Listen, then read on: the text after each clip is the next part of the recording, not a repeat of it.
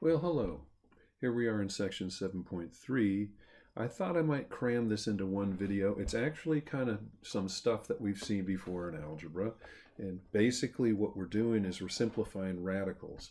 And the reason we do that, well, there's good reason for doing that, let's just say, in mathematics.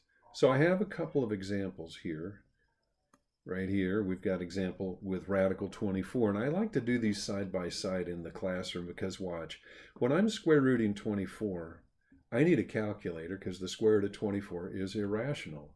Square root of 25 is 5, so we kind of figure this is a little less than 5, but what we're supposed to do is go inside 24 and dig out a perfect square. So 24 is 4 times 6.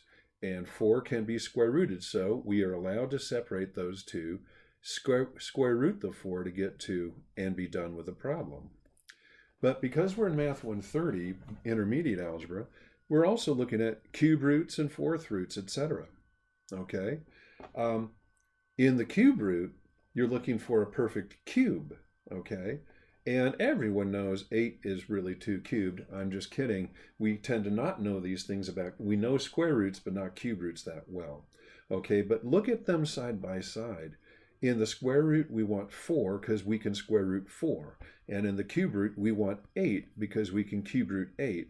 And the difference in the answers, look at them.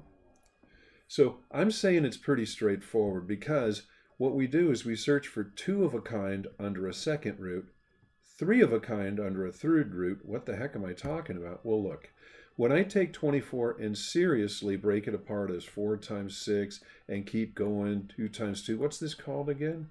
This is prime factorization. And under a square root, I can see 2 2's, there they are, and then the rest will be just kind of orphans or misfits or something. So you can actually do this with numbers, also variables. So under the square root, we see 2 of a kind. We put them together, that's 4, and we can square root that. But the rest, the 2 times 3, stay under the radical. And likewise, here we go again with this is 4. What if someone said, oh, gee, I see 3 times 8. Well, that's okay. Take 8 and it's 2 times 4 and keep going. 4 is 2 times 2. No matter what, when you prime factor these things, you always get the same list of factors. But if we are under a cube root, we're looking for 3 of a kind, which we're finding. We put them all together. Typically, when it's 3 of a kind, I just go, it's 2 cubed. In this case, I put 8. But what I'm going to do the rest of this video is, when I cube root a cube, I just cancel them to get the 2 outside. Okay? So it's a matter of when I'm simplifying a radical, when you're simplifying a radical, you're looking for perfect powers, okay? If I'm under a fourth root, I want a fourth power, which really means I'm looking for 4 of a kind. So here are some examples to play around with, okay? Let's do this. So 64, what do you see is what times what is 64? First of all, the first thing you should do, back up Weber, is, look, it's the third root. So we're looking for 3 of a kind. Okay, so let's look for them. I think what is it, 8 times 8, right? Is that right? But each 8 is 2 times 4, and each 4 is 2 times, look at, oh my goodness, look at this thing explode. We've got like all these factors of 2 at the very bottom, these notes. So we're looking for 3 of a kind, aren't we? So we've got 1, 2, 3. There's 3 of a kind. So I'm going to start writing. It's equal to the third root of 2 cubed times, oh my goodness, look at this, 2, another 2 cubed. And if there's nothing left over, you're actually looking at a perfect cube. But I'm going to keep working it this way. I'm going to say it's the cube root of 2 cubed, so you can see the mechanics. I usually skip this step, and you can too if you know what you're doing. But I'm canceling the cube with the cube root, and I'm releasing the 2's, notice they multiply, to get 4. You know what this is really saying? It's really saying that 4 times 4 times 4 is 64, because the cube root of 64 is 4. I didn't know that. There you go. There's one. Okay, another one. 300. What's it under this time? It's under an invisible square root, isn't it?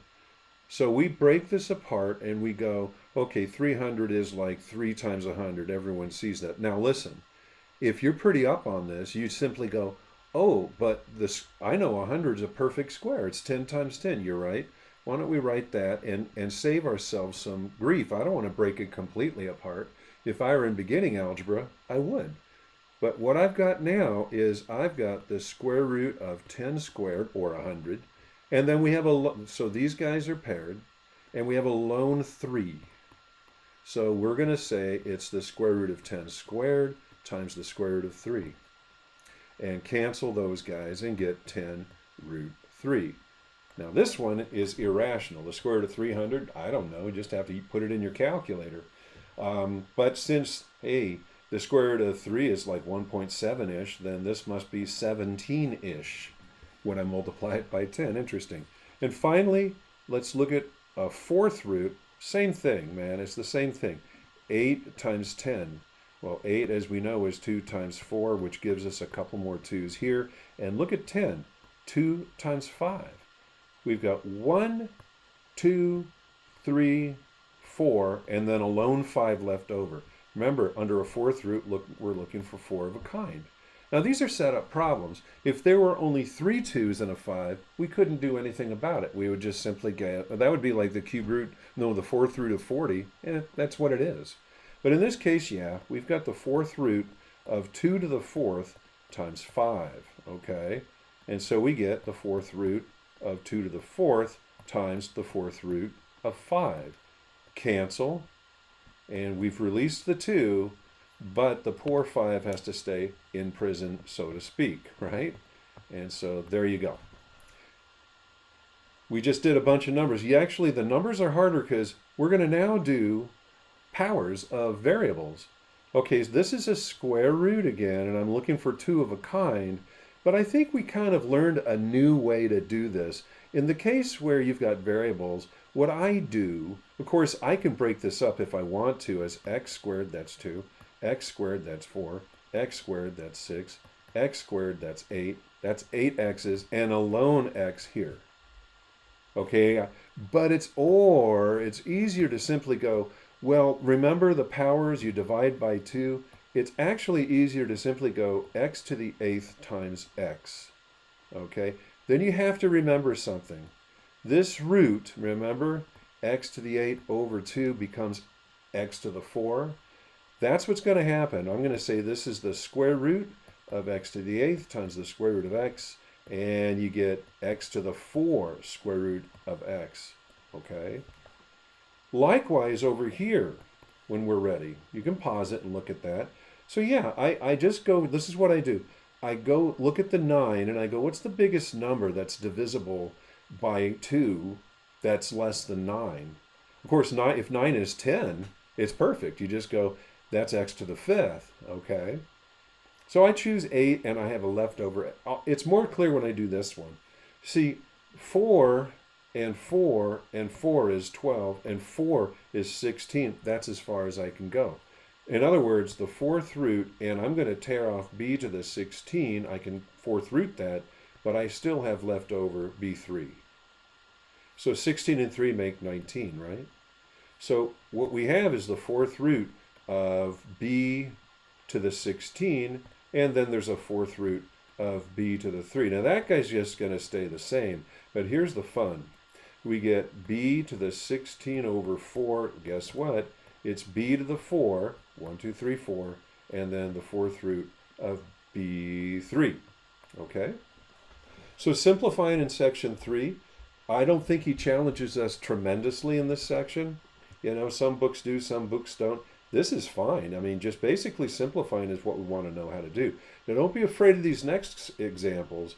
This just combines letters and numbers together. So yeah, you look and see it's a square root. So I got to break up 75 so that I can get at the perfect square that's underneath it. If you're good with numbers, you'll go, oh man, that's 25 times 3, and 25 is a perfect square. But you might have a bad day and go, let's see, calculator says I can divide that by 5, and then what I get is 15. Well, don't stop. Keep going with the 15. 3 times 5. Okay. I got a pair, don't I? And then I have a lone 3. Let's start working this thing out. So underneath the radical, it's going to be kind of busy like at Grand Central Station, but I've got 5 squared times 3 so far. Okay, and then remembering the lessons of the powers of variables above, you go 2 goes into 6, but then I'll have a lone A because it's odd. And then the same thing for B. What do you think? 10, and then a lone B. That's how it goes with square roots. So what we're able to, watch this, I'll do another color with this. What we're able to do with these guys, if I'm in a hurry, I just go, well, guess what?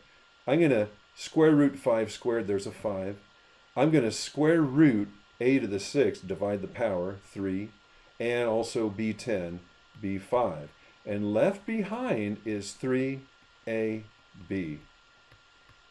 That's the answer. Try the next one, but it's a third power. Do you see that? Go ahead and pause it and try it. And if you do it, okay, we're looking for 3 of a kind. So 40 we all know is 4 times 10. 4 is 2 times 2. I don't know why people have trouble with this. You're just breaking it apart and looking for 3 of a kind as if you're playing poker. And we got it. So what we have is the cube root. 222 is 2 cubed. You know that he's going to get cube rooted, but the 5 is not. And now, this is interesting. 3 goes into 8. It goes a couple times. So let's say it's x to the 6 and then x to the 2. Because the biggest number under 8 that 3 divides is 6. What about 9? Well, that one's perfect, isn't it? Why 9? The 3 will go into perfectly. So here we go again. We're going to simplify this thing, kind of cheat our way through it. We're going to go, okay, cube root of 2 cubed, here comes a 2. When I divide 6 by 3, I get x squared. And when I divide 9 by 3, I get y3. And left behind the square root of 5, x squared. Now that's more advanced, but that's how you deal with powers and numbers together when you're simplifying radicals. Okay. Pretty cool. Oh, you want to see it again? Okay, take a peek at that. Just pause it. Finally, I think in this section there's there's a little bit about division. I think this is the last story. What I'm saying here in his section, division right now is pretty straightforward. But when we get to another, well, we already did the dividing by radicals, or we're going to. I'm getting a little confused. I'm behind on these videos, so we talked about it, but I haven't made the video yet. But right now the division is pretty straightforward. Watch this. Do you think you can reduce that fraction? Sure you can. 2 goes into 242, 121 times. It's the square root of 121. Guess what? What do you think it is? It's 11. Good. Do it again over here.